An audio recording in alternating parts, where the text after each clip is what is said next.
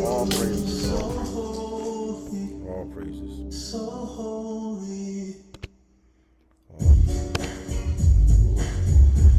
All right, I'm playing this. I'm playing this. Hold on a sec. Hold on a sec. Wait a minute. I want to explain. I gotta explain this song right here. I gotta explain this song.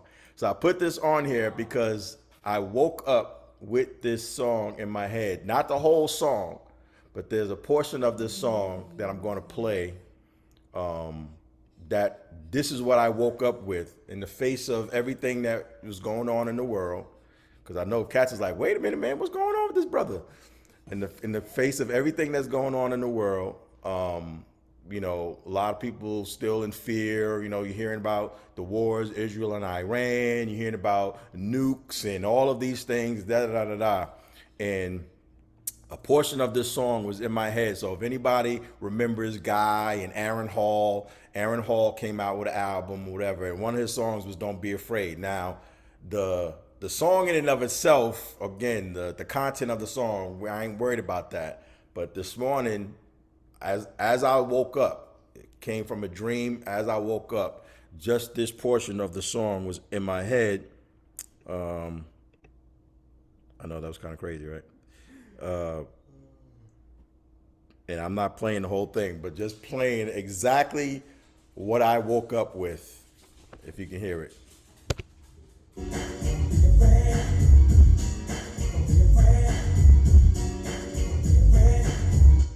And that's it. That's what that's what was in my head. Don't be afraid. But it was Aaron Hall's voice, that portion. Don't be afraid. Don't be afraid. That was in my head early today. So that's why you heard that intro coming in. For all of y'all, I was like, oh, yo, what's going on? Man, the cat partying over there. What's going on? No, it wasn't that. I just had to put that on here. That's what was in my head. But I know that's kind of crazy. I didn't expect it to come in like that. But anyway, what is Con, all praises. I became all things to all people so that I might win it, but I might win a few. All praises. All praises. That's exactly right. Yeah, I see you had to cut it down, man, because this group was getting ready to groove to that one, man. Groove. You know what I'm saying? Oh man. You done made all sorts of excuses. I wasn't thinking about the whole song. You know it ain't me. But turn that thing up. But anyway, man, this is Shabbat. I ain't gonna be like, you know. I No thought it was doubt. back to my club days. What you say? I I said I thought it was back in my club days. Going to Mr. D's. Nah, Hey, man, don't bring nah. up Mr. D's, man. Don't bring it up. No doubt, man. No doubt. Don't be afraid. Don't be afraid. Yeah, so again, with all of the things, yes, with all the things going on in the world, again, that I literally woke up with that song, that portion of the song in my head. Don't be afraid. Don't be afraid. So I believe that was just the Most High confirming and letting me know, no, you have nothing to be afraid of. You really honestly have nothing to be afraid of. And I want to kind of sort of go into that today. But I was also what was in my head was the past couple of fellowships we had in the living room. My man Frank, and I'm still kicking myself that I didn't press record on that. Miss my man International Frank, when he did his teaching, it was the spirit of Cain and Esau.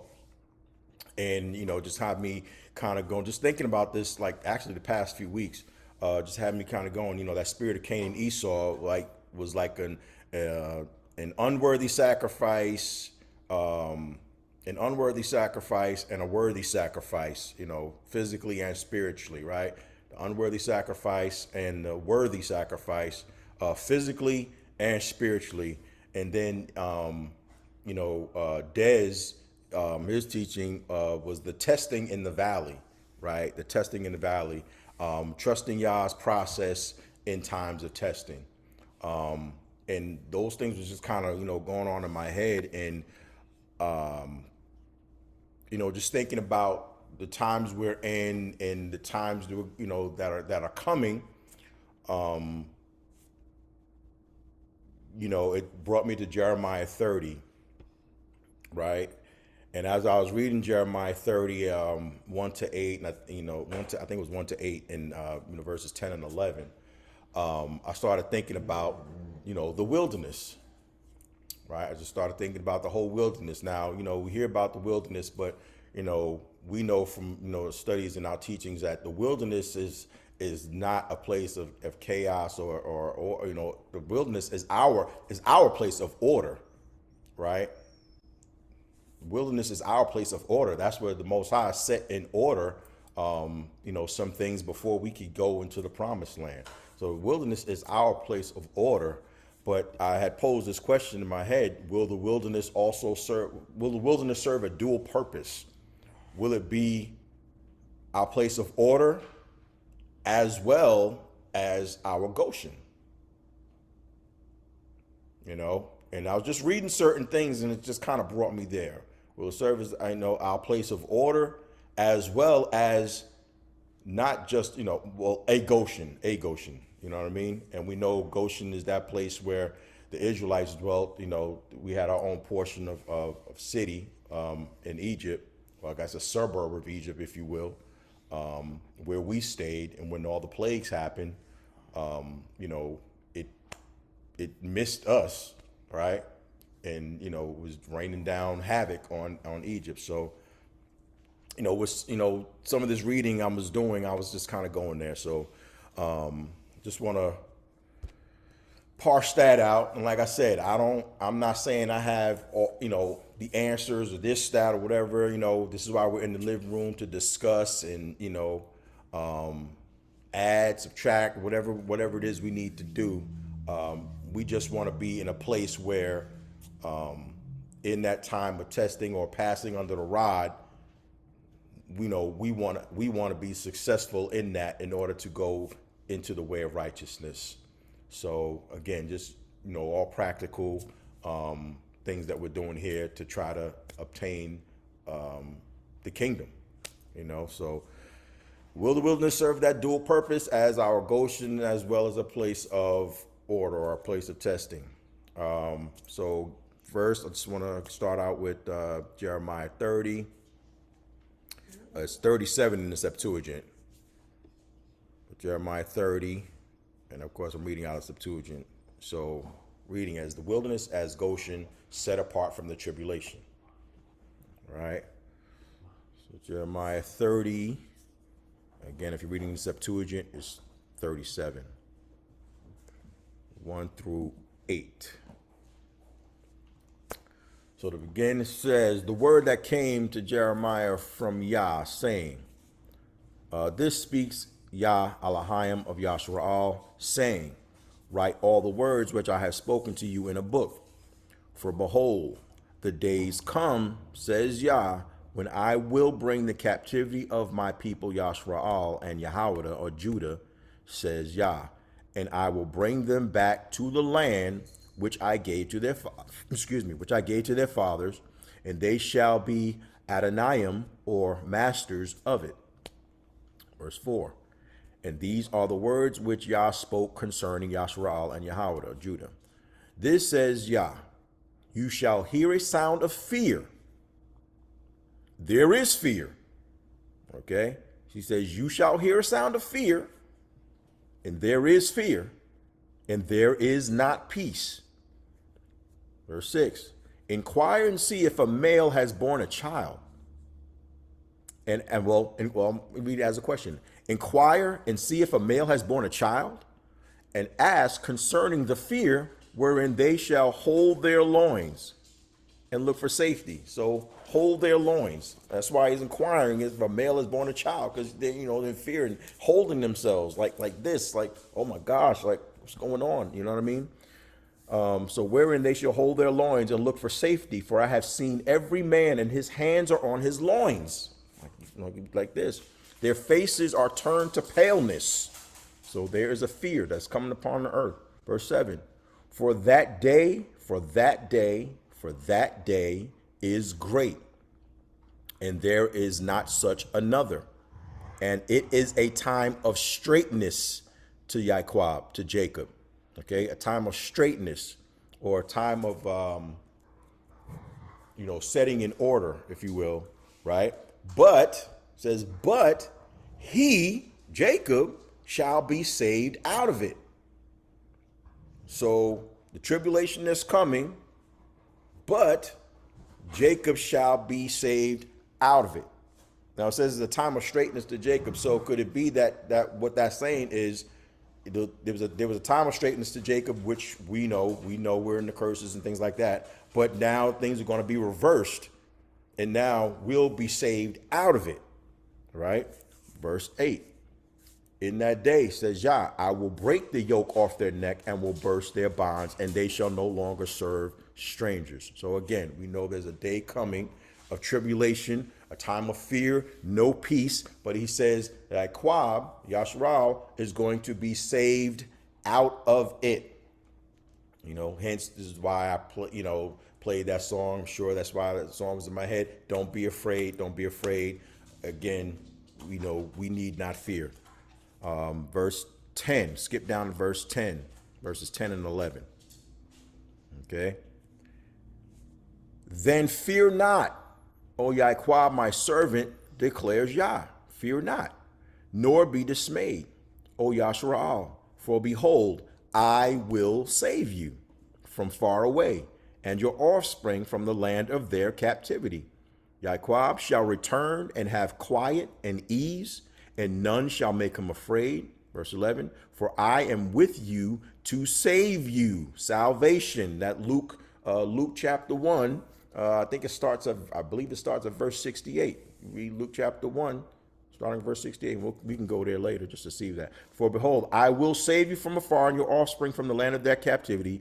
Yaquab shall return and have quiet and ease, and none shall make him afraid. Verse 11, for I am with you to save you, declares Yah.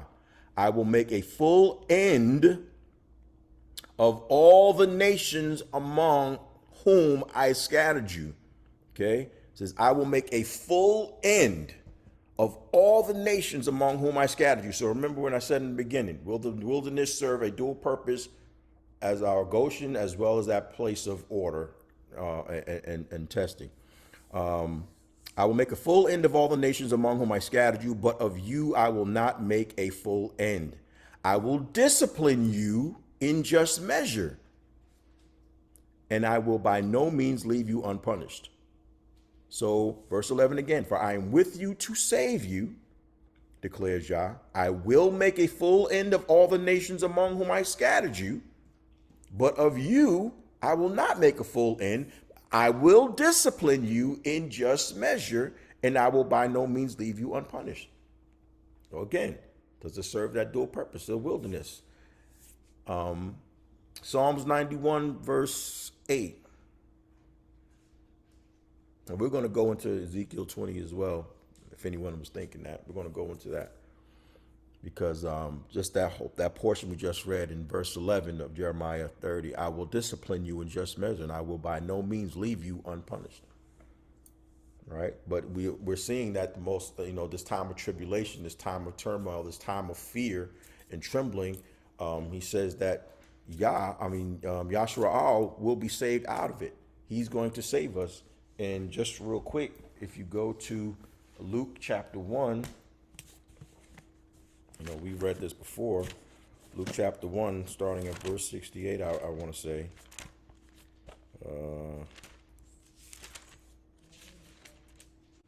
Say that again? Yes.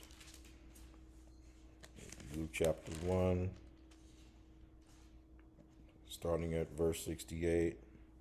This is Zechariah's prophecy. Zechariah was I believe the father of John the Baptist. And started verse 68, but I'll start at 67. It says, and his father Zechariah was filled with the Ruach Kodash, the Holy Spirit, and prophesied, saying, blessed be Yahweh Elohim of Yashara'al, for he has visited and redeemed his people and has raised up a horn of salvation. That word save comes from that word salvation, or salvation comes from word save, which why would we parse it out? It's the same. And has raised up a horn of salvation for us in the house of his servant David, as he spoke by the mouth of his holy prophets from of old. Verse 71, that we should be saved from our enemies and from the hand of all who hate us. Okay? We should be saved. So the horn of salvation for us, that we should be saved from our enemies and from the hand of all who hate us. So when we go back to that verse 11, Jeremiah 30, he says, for the Most High says, for I am with you to save you, declares Yah. I will make a full end of the nations among whom I scattered you. But of you, I will not make a full end. I will discipline you in just measure. So we see what that saving is, that salvation, being saved from your enemies. So again, not everyone has enemies that they need to be saved from. Okay. We are the ones in captivity. All right. And so again, Psalm 91 verse 8. Okay, being in this wilderness, and and this could be either in this time of tribulation, or it could very well be in the very end when we're in Makash Bayah, Most High willing, we're in the land already, and there's going to be that time where the other nations come up. Speaks about the valley of Jehoshaphat, and the Most High just demolishes all of these other nations. Not sure exactly where this takes place, but it could be dual as well. Psalm 91 verse 8, where it says, you will only look with your eyes and see the recompense of the wicked. So you're not in the midst of the tribulation. You will only see with your eyes and see the recompense of the wicked. So again, not sure if that's in this time of tribulation that's spoken about in Jeremiah 30, or it's in the very, very end when Yashara'al is set in the land, and these nations try to come up and and destroy the land as well in the time of the end. So again, that's a whole nother study. But he says you will only look with your eyes and see the recompense of the wicked. Luke 21 34 through 36.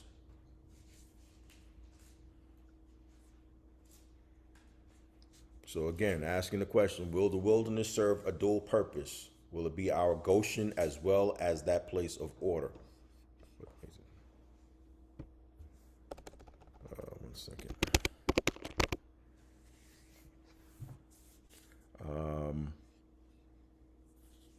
Luke 21, 34 to 36 reads, but watch yourselves, and we know this is Luke 21 is basically Matthew 24, right? Signs of the end. It's basically the same.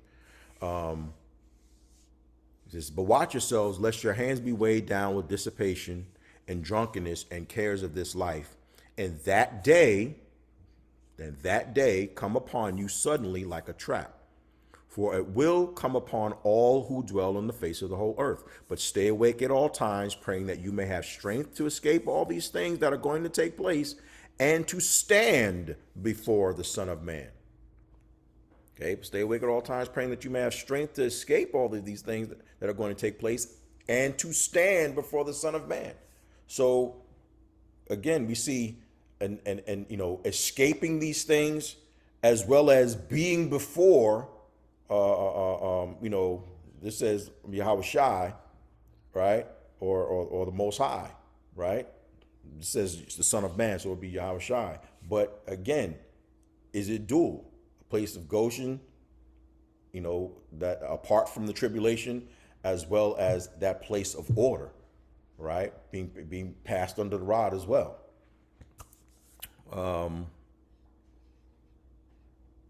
Let's see, what's another one I've gone into? Isaiah 26. Isaiah 26, 20 and 21. Isaiah 26, 20 and 21.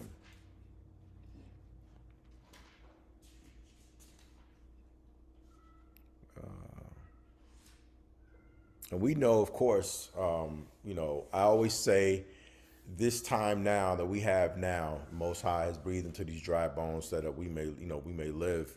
I always say this is like that dress rehearsal, man, like really, getting it together and rehearsing the righteous acts. Because one thing we don't want to do is we don't want to repeat. We don't want to repeat the negative and unrighteous behaviors of some of our forefathers in the wilderness when we came out of Matazarayim or Egypt. We don't want to repeat those negative behaviors. We don't want to be the ones murmuring, complaining. We don't want to be the ones, yearning for, the food and the things that we had in America or wherever place that we were laid captive, just like they were yearning, back for the things in Egypt. We don't want to be those people. This is why I always say it's good that the Most High has awakened us now. Is good for us to be, for the Most High to be revealing these things to us, for us to be meditating in these things, living by every word that proceeds out of his mouth. Is good for us to do it now. This is the dress rehearsal, because again, when these things pop off and, Mashiach, cracks the sky with the Mala'ach, with the angels, and gathers his people, will be caught up and brought over into this wilderness. We don't want to be those people.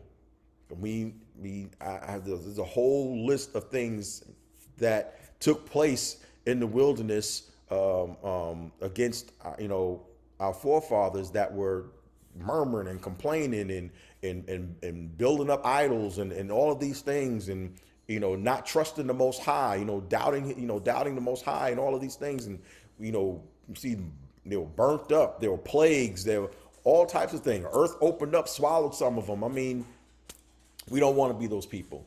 So again, we know the wilderness is going to be that place of order. The Most High is going to, lay everything correct. But he's, again, just like we're going to read in Ezekiel 20, he's also going to get rid of the rebels. He's also going to get rid of the rebels, like get rid of them. Because, again, we know when, I think it's Amos 9, talks about their death. So Isaiah 26, verses 20-21. Says, "Go, my people, enter into your closets, shut your door, hide yourself for a little season, until the anger of Yah has passed away. For behold, Yah is bringing wrath from his holy place upon the dwellers on the earth. The earth also shall disclose her blood."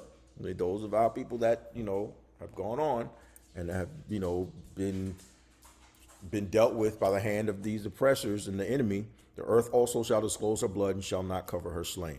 So go, my people, enter into the closet, shut your door, hide yourself for a little season, right? Until the anger of Yah has passed away.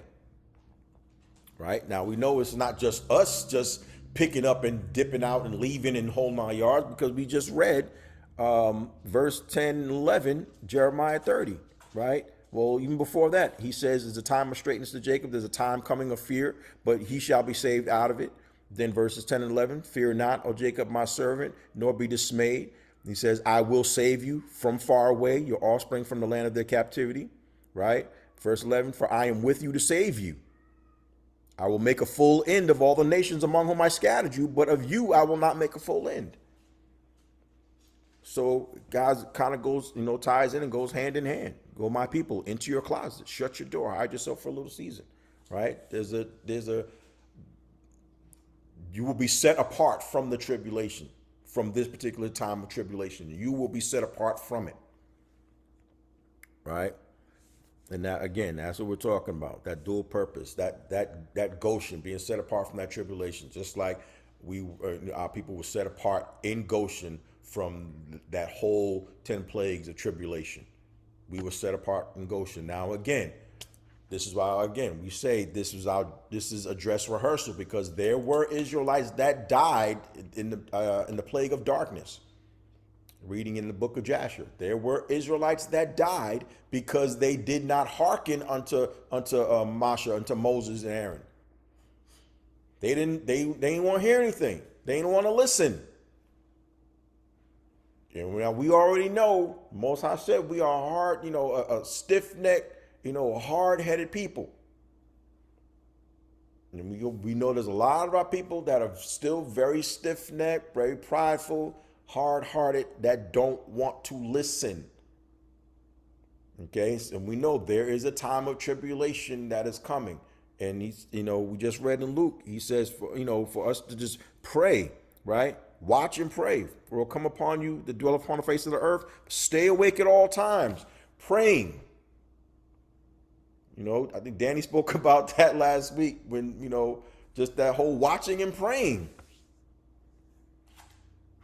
Watching and praying. Don't fall asleep. Don't be lulled back to sleep by naivety, with the government and certain things that they'll implement for so-called black people and all this. Don't be lulled to sleep by those things. Keep yourself awake. Keep yourself awake. Please. Again, not falling into anything of this construct, because again, it's like, I was just talking about it earlier. We talked about it last week as well. The whole construct of church and all of these things were never meant to enhance your spiritual self. They were never meant to do that. Church was never meant to do that. Christianity was never meant to enhance your spiritual self. Okay? It was designed to, harden that part of yourself and not allow you to fulfill any purposes of the Most High. It was pagan. That's why, within the curses, the Most High told us, you're going to serve other gods of wood and stone. He said it. Other gods, not him. You're not going to serve him. You're going to serve other gods of wood and stone. And again, we know that, the wood is representative of Christianity. The stone is representative of Islam. The two of the biggest things that our people take part in. And that's just what it is. So, church and, anything from church or whatever, trust me, y'all didn't learn anything. The Most High was always with us. We were always the people. If your eyes opened up of things happening, this now, whatever, it's because the Most High had his hand on you or wanted certain things to happen or be revealed to you. It had nothing to do with Christianity. It had nothing to do with church. That was all meant to bring you further away from the Most High. It's all pagan. It's all pagan. All praises.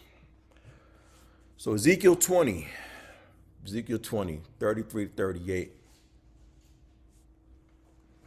20, 33, 38. Well, I have it right here. Ezekiel 20, 33, 38. Of course, we read this a lot, but this is what it is. This is what, this is what's coming, Most High willing.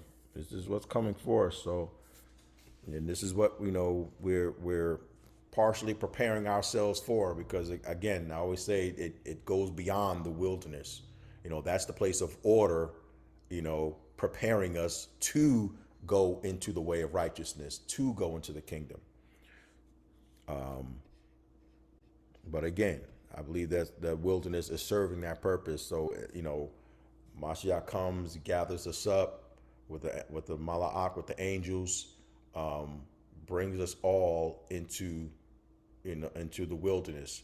And again, we know it's going to be great. Again, scripts talk about, I think in Jeremiah, is it 16 or so, where it says, they will no longer speak about the exodus out of Egypt, because just thinking about it, we were all in one place. Now we're spread all over the world, four corners of the earth. We're spread apart. So it's going to be, it's going to be an even greater miracle, very significant. It's been gathered from all these different places. However, and I believe when we're caught up, that's when we're caught up when Mashiach cracks the sky with the Malach. We're caught up, but not to Shemayim, of course, not to heaven. We're caught up to be brought over to the wilderness. However, the Most High is going to do that with, Yahweh and the angels. However he's going to do it, I ain't questioning it. I'm just ready to be out. That's just me. So Ezekiel 20, 33 to 38 reads, and again, y'all, if there's any feedback, questions, comments, concerns, please, stop me. Please stop me, and we can go and parse it out. But Ezekiel 20, 33 to 38 says, therefore, as I live, says Yah, I will reign over you with a strong hand. He says, I will reign over you. So who reigns over people? The what? The king. The king. And that's another study. The king. Therefore, as I live, says Yah, I will reign over you with a strong hand and with a high arm and with outpoured wrath. Verse 34, I will bring you out from the nations and will take you out of the lands wherein you were dispersed with a strong hand, with a high arm, and with outpoured wrath. And I will bring you into the wilderness of the nations and will plead with you there face to face, as I pleaded with your fathers in the wilderness of the land of Egypt. So will I judge you. All right, I will judge you and set things in order, says Yah. And I will cause you to pass under my rod. I will cause you to pass under my rod. So just, pausing right there, going back to Jeremiah 30, verse 11, where he says, but of you I will not make a full end. I will discipline you in just measure, and I will by no means leave you unpunished. So he says, so I will judge you. Verse 36, Ezekiel 20. I will judge you, says Yah, and I will cause you to pass under my rod, and I will bring you in by number.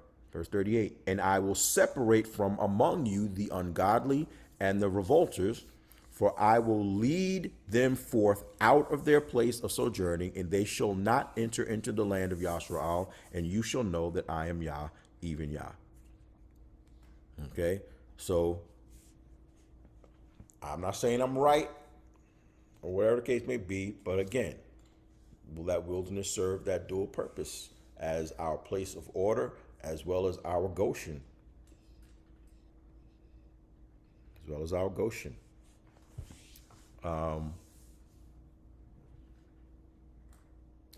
Revelations 12, 6 and Revelations 12.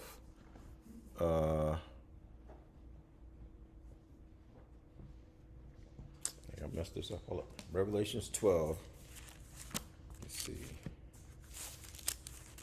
I think this is Revelations 12. And I know, let me see, verses. Let's see. Revelations 12. 1 second, family.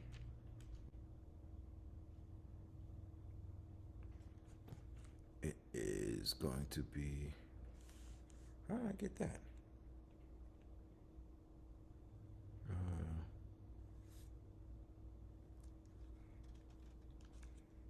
1 second.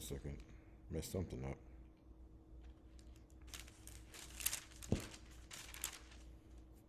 Okay. Revelations 12, verse 6. And how did I do that? I'm tripping. All right. Revelations 12, verse 6 and verse 14.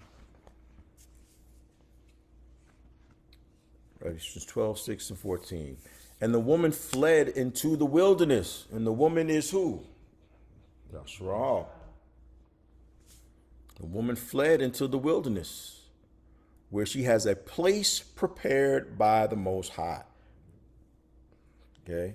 That Goshen, that place of nourishment. And the woman fled into the wilderness, where she has a place prepared by the Most High.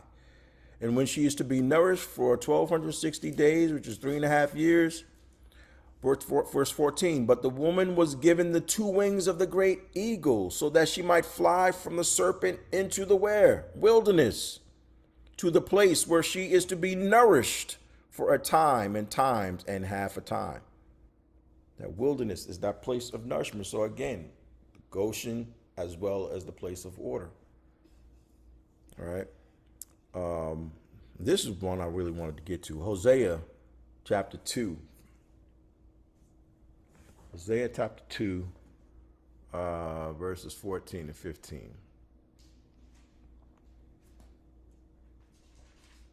And again, just going with the whole thing, the dual purpose, the Goshen as well as the place of order. Hosea chapter 2, verses 14 and 15. Verse 14 says, therefore, behold, I will cause her, which is Yashara'al, to err. And again, if you know where this is coming from, Hosea chapter 1, Most High speaking to Hosea, and the whole thing about, had Hosea marry the harlot and all of these things. The whole thing about bringing Yashara'al back together, right? That's the whole thing is about bringing Yashara'al back together, the northern tribes, being joined back with the southern tribe. And, because at one point the Most High said the northern tribes, they were not his people for the iniquities they committed. They were not his people. And now, they're going to be his people. He's trying to join them back together. So this is just continuation from chapter 1. Hosea chapter 2, verses 14 and 15 says, therefore, behold, I will cause her to err, and will make her as desolate. Okay? If I will cause her to err and will make her as desolate. Talking about Yashara'al. Now, when you look up that word desolate, what comes up is H4057, which is Manabar, which is the wilderness. Okay? Therefore, behold, I will cause her to err and will make her as desolate, or make her as the wilderness. Or this is what he's doing. He's going to bring order. He's going to bring order, and will speak comfortably to her. So that place of nourishment, that place of safety, right? But safety in order. Verse 15, and I will give her possessions from thence, and the valley of Achor, to open her understanding. And she shall be afflicted there according to the days of her infancy and according to the days of her coming up out of the land of Egypt. Okay? So again, place of safety and of order, right? Wilderness, place of safety and of order.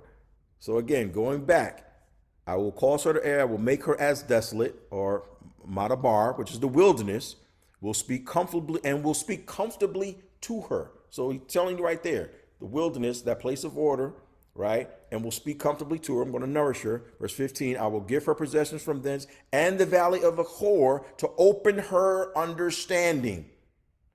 Now, if anybody remembers in your studies, where's the other place that you see the valley of Achor? If anybody knows. All right. So the other place that you see the valley of Achor is in what's his name? In Joshua. I think it's Joshua 7, right? When I think it was the people of Ai, I believe, that were fighting. People of Ai.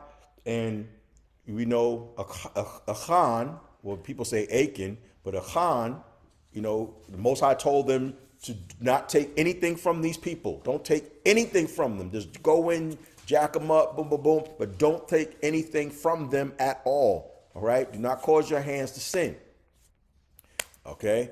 And we go up, our people go up, they fight, and some of our people get killed. Joshua and people like, yo, what's up, man? I thought the Most High was with us. What happened? Right?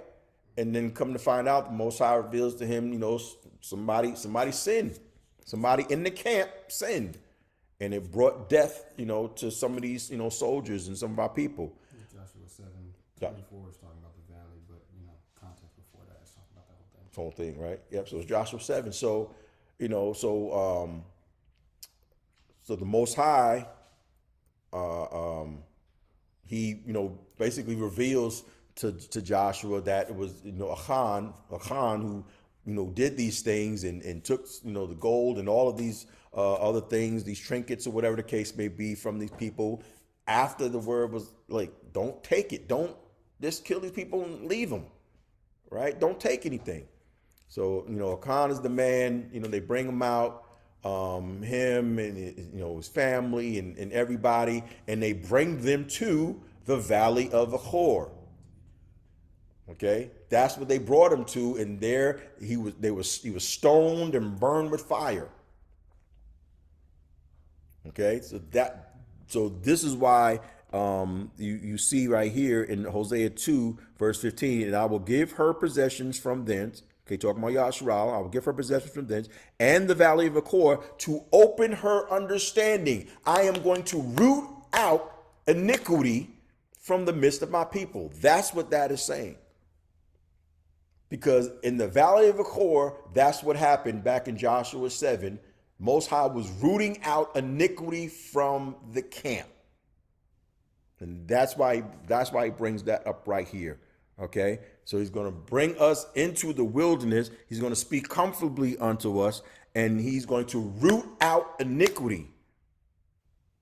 He's going to nourish us, all right? He's going to keep us from the tribulation as well as root out iniquity. All right. And then it says, she shall be afflicted there according to the days of her infancy and according to the days of her coming up out of the land of Egypt. And we know what happened in coming out of the land of Egypt. The Most High was rooting out iniquity. An 11-day journey turned into 40 years. Why? Because there was still iniquity in the midst of our people. The Most High had to root all of that out. And again, the Valley of Achor was that place where they took my man Achan and his family, and they stoned them, burned them with fire, rooting out the iniquity that was in the midst of the camp. And you see that again if you read in the ESV. It actually tells you on the ESV, verse 14. It says, "Therefore, behold, I will allure her and bring her into the wilderness, and speak tenderly to her." All right. So just wanted to bring that out. And, that word Achor, I think I have it written here. Achor, H5911, okay, in Lashwan, in the set apart tongue, it would be Ikawar, which means troubled. The root of it is Ikar, Ikar, H5916, means to stir up, to disturb, or trouble. And just had this little verb that's written. I just thought it was interesting. It says the verb ikar encapsulate the act of bringing distress, disaster, or moral confusion upon a person, household, tribe, or nation. Scripture consistently shows that such troubling springs from disobedience, rashness, or covetousness. Yet the Most High employs it as a redemptive device, exposing sin, preserving covenant purity, and calling his people back to faithfulness. So this is why you see that whole thing with, you will give her the Valley of Achor, trying to redeem you. Again, rooting out any iniquity in the midst of the camp. Again, that's why I always say this is our dress rehearsal. We need to be doing that right now. Whatever root of bitterness, iniquity, whatever it is that we might be dealing with, examining ourselves to make sure that we are in the faith, make sure that we are aligning ourselves with the scripts and what it is the Spirit of the Most High is saying to us according to the scripts. We need to be doing that now, because again, we do not want to be found amongst the rebels. This is what we're doing. Making this practical, even now in captivity. It's not far from us. It's not far from us. We still have the Most High dwelling within us. It's not far from us. We can do this. Yes, the journey, it seems hard at times or whatever, but we can do this because we have the Most High with us. The Most High is not going to give us any occasion to stumble. Not one. But just as we were speaking. Oh, go ahead, Op. No, I was just saying, man, I think it's also important, like you saying, just looking through, because, the Bible and all those verses are for our edification and for our learning a lot of times, the stuff our forefathers and ancestors did, etc. So, this ain't the first time we've been in bondage. This is the big time where we're getting really freed, eternally freed. But, from Egypt to Babylon to Nebuchadnezzar and everybody, you see us in bondage. And I think about, we had already begun to separate ourselves in Goshen by walking after the Most High and calling him. We had already began to sigh up to his ways. So when he came and got us, we were already, somewhat looking like, recognizable, if you will. The same thing with Babylon when we was with Ezra. With Ezra in the Bible, it says that Yah, gave him wisdom and the spirit and everything to set up judges and magistrates and everything. Because his role was to free. He helped free us. So I say that to say, that's kind of like setting up the nation, if you will, almost similar to Goshen. Because we had a large role in being seen by the Most High to even get free. Con.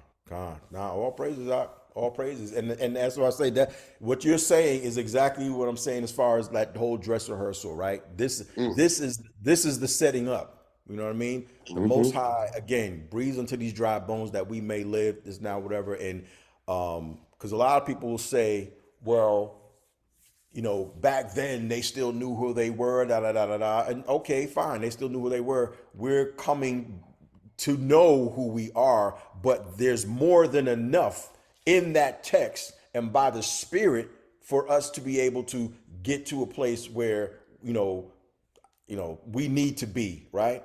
I feel there's more than enough in that text to get to a place, and again, adhering to the Most High Spirit, listening to that still small voice, subduing our own understanding so that he can show us. Again, if you got to renounce pride, you got to, resist Hasatan that he shall flee. You have to discipline yourselves, just like we talked about last week. You have to discipline yourselves. You have to want it. You have to want it. It is the what's driving you? The fear of the Most High, that reverence for the Most High. Is that keeping you from making the unrighteous decision? You know what I mean? As well as wanting to make the righteous decision, the right call. So these are the things that what's fueling you. You know what I mean? This is the dress rehearsal. This is the time to start getting ourselves together. This is the time to be crying out to the Most High, just like I just alluded to, crying out to the Most High, preparing ourselves. You know what I mean? Yeah, because you want to make sure you recognizable. You don't want it to be 50-50. You know what I'm saying? You want to make sure you recognizable. Con. That's exactly it. Okay, gotta be recognizable to the Most High. And again, the Most High knows who are his. I mean, I know, literally just talking about earlier, what's crazy, we always like to invite people to the barbecue and this, now, whatever. And we got, we're thinking these people are the other people, and these people are the people, and these people are the people, blah, blah, blah, blah, blah. And we don't know. I mean, there's some things that you can see and you can tell we don't know. But the text tells you that the Most High knows who are his. And when it's all said and done, he's going to gather. You will see who it is in the wilderness. He's going to make it all plain and this, that, whatever. But again, this is the time that we need to start, preparing ourselves. You know what I mean? Preparing ourselves and opening ourselves up to the Spirit and understanding and allowing the Most High to feed us. Because the time is coming and we don't know when that is. We just want to have oil in those lamps, though. We want to have oil in those lamps. But again, this, the wilderness, I believe is that Goshen, is that place of safety away from the tribulation. I mean, it's not the final place, because the final place is in the kingdom. But I believe the wilderness will serve as a place of Goshen, as well as that place of order, because that's where, we see in these few scriptures, there's Most High is going to nourish us. He's going to speak peaceably unto us, but as well, he's going to root out iniquity. He's going to root out iniquity. That's what that Hosea 2:14-15 is saying.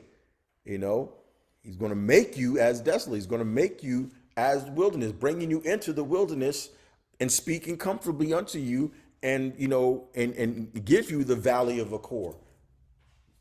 Because again, that's where the place where Achan was stoned and burned, and again, iniquity was out of the camp. And I always say, Most High is meticulous. We can never parse out what is the Most High thinking, or I can do this, and I can do that, but I can't. Nah, man, just stick to the script. Stick to the script as best you can, and wherever we fall short, make sure that you are repentant to not revisit these things again. Straight up, because like I said, there was a time where Israelites died in the midst of the tribulation, in the midst of the plagues, in the plague of darkness. And I think it's in Jasher. I can't remember where. I know it is in Jasher though. It was like Jasher 89, 80 something. I want to say. 1 second. Read that again. I think it was Jasher. Nope, it's not 89. Chapter. I can't remember. It's 80 something, I believe. But anyway. I think it's before. I think it's before the 80s. It is before the 80s. Oh no. Yep, it's actually chapter 80. Yeah. Chapter 80. Jasher chapter 80, midst of the plagues, and it's verse 37. Well, I'll start at verse 36. Jasher chapter 80, starting at verse 36, and it reads, "And the Most High sent darkness upon Egypt, that the whole land of Egypt and Pathros became dark for 3 days, so that a man could not see his hand when he lifted it to his mouth." 37. "At that time died many of the people of Yashara'al, who had rebelled against Yah, and who would not hearken to Moses and Aaron, and believed not in them that the Most High had sent them, and who had said, 'We will not go out from Egypt, lest we perish with hunger in a desolate wilderness,' and who would not hearken to the voice of Moses. And Yah plagued them in the 3 days of darkness, and Yashara'al buried them in those days without the Egyptians knowing of them or rejoicing over them." So again, don't think that we can't be dealt with, even now or in the times of the tribulation. We know there's many. Yashara'al is many, hard-hearted, stiff-necked, don't want to listen, still very prideful, not trying to hear anything, not trying to hear the Most High, not trying to hear anything that the Most High is trying to say, or if anybody is, speaking the words of the Most High, don't want to hear nothing, don't want to hear anything. And we know the text says in the so-called New Testament, you have those who have itching ears, you know what I mean? They want to be spoken, they want their flesh to be satisfied. You know what I mean? They're not trying to hear any hard sayings, or, and I always say with this journey, with coming back to the covenant, you have to be comfortable with hearing hard truths. If you're not comfortable with that, I don't know what to tell you. Okay? Because a lot of these are hard truths. Some of these things, you really don't want to hear, or you really don't want to, take heed to, but hey, this is the Most High giving us this.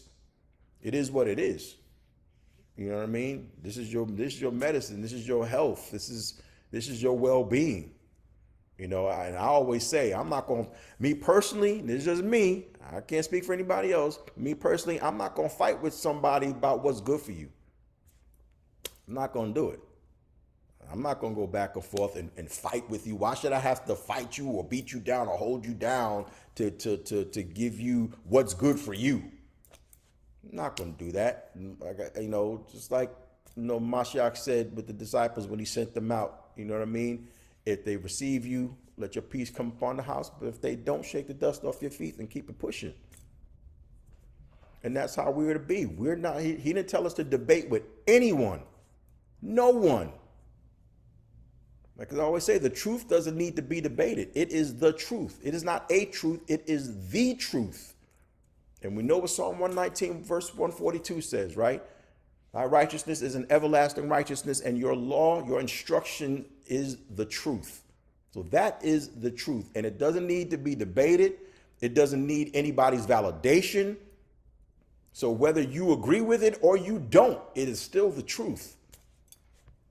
And that's it. And if you don't take heed to it, that's on you. That's on you.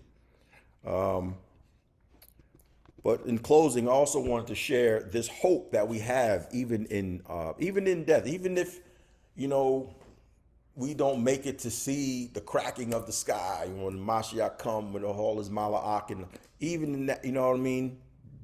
Live your life purposeful unto the Most High, right? But even in death, if we happen to leave this place, because we don't know, even in death, we have a hope. And I want to close with this. Wisdom of Solomon, chapter 3. Wisdom of Solomon, chapter 3, verses 1 to 4. If anybody just came on, we were just discussing, a question: will the wilderness serve a dual purpose, our Goshen as well as a place of order? And that's what we were discussing with all of the scripts that we went through. We're seeing that it will serve as a place of safety away from the tribulation period. The Most High is gathering us and taking us away from these things, as well as that place of order being passed under the rod, and Most High rooting out the rebels, making sure that we're correct, removing iniquity from us. Wisdom of Solomon chapter 3. Yes, Wisdom of Solomon chapter 3. And this is 1 through 4, yes. So this is a hope that we have, even in death, we have hope, right? For Yashara'al. Wisdom of Solomon chapter 3, 1 through 4. But the souls of the righteous are in the hand of the Most High. Okay, so the souls of the righteous are in the hand of the Most High, and there shall no torment touch them. In the sight of the unwise, they seemed to die. Listen to what that's saying. In the sight of the unwise, they seemed to die, and their departure is taken for misery. Verse 3, and they're going from us to be utter destruction.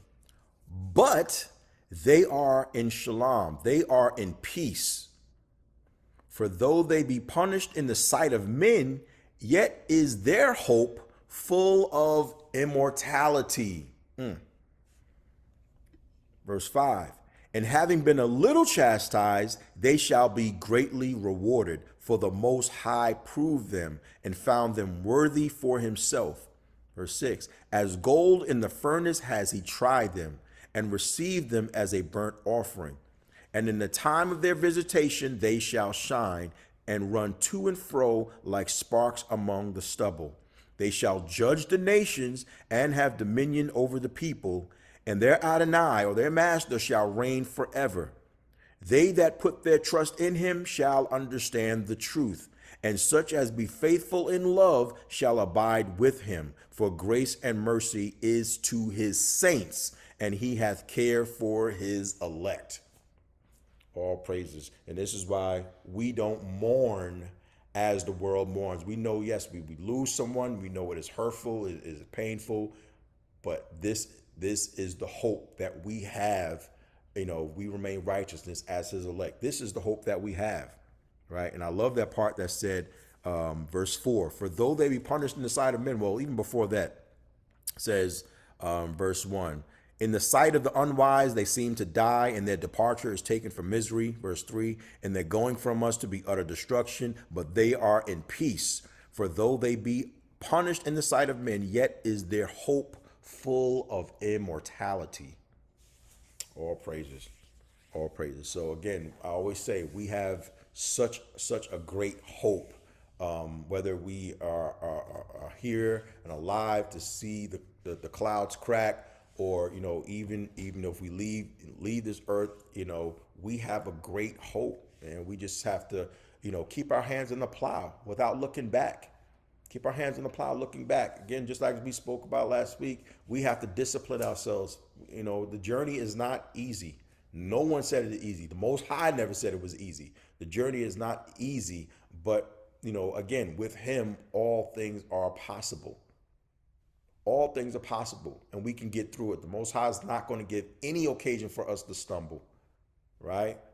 He reveals to us, he shows us these things so that we can live a life that is, worthy and pleasing unto him, right? As long as we live by every word that proceeds out of his mouth, we have the text, all of these, that just like that scripture in Romans, was that 14, was that 15, I think? Romans 14, these scriptures are for our learning. You learn what to do, you learn what not to do in the sight of the Most High. So, we just want to make these things, these things practical, man. It's, it's what we do in the living room. So I yield with that. I'm going to open the floor. Anyone have any questions, comments, concerns, whether it be about this or anything else?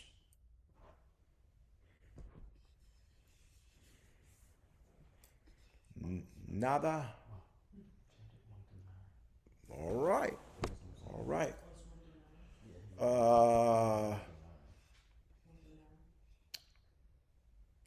Can I get Hey, Trav, you want to close us out, man? Got you, my brother. Man, appreciate you, man. Appreciate you. Ain't no thing. All right, 1 second. Here, y'all. Thank you for waking us up to another Shabbat. Thank you for all who are assembled today. Continue to be with us on this journey. Thank you for calling each and every one of us. As you continue to pour your wisdom in each and every one of us as we continue to grow and continue to seek your face day by day. I pray if there's any health ailments that anyone's going through or anybody's family or friends are going through, I pray that you wrap your arms around them and comfort them during those times. I pray that you be with us in this upcoming week. Y'all continue to just shower us with all the knowledge, y'all, and continue to give us the understanding, y'all, so we can continue to grow, continue to strengthen our weaknesses, and continue to help us in the areas where we are weak as well. Again, y'all, I pray that you continue to be with us on this journey. We thank you for all the blessings in our lives. In your son name, Yeshua, we pray. Amen. I'm on. All praises. Father Rabbah for that. I appreciate you. Family, that is it. Thank y'all for, chiming in the living room. Pray your day is a shar, which is, they say blessed or happy. And again, walk with the Most High. Walk with the Most High. Don't isolate yourselves in the midst of, trouble, trials, this and that, whatever. Run to him. Don't run away from him. Run to him. Run to him. All praises. We love y'all, family. Love y'all. Shalom. Shalom. You too. Shabbat shalom. All right.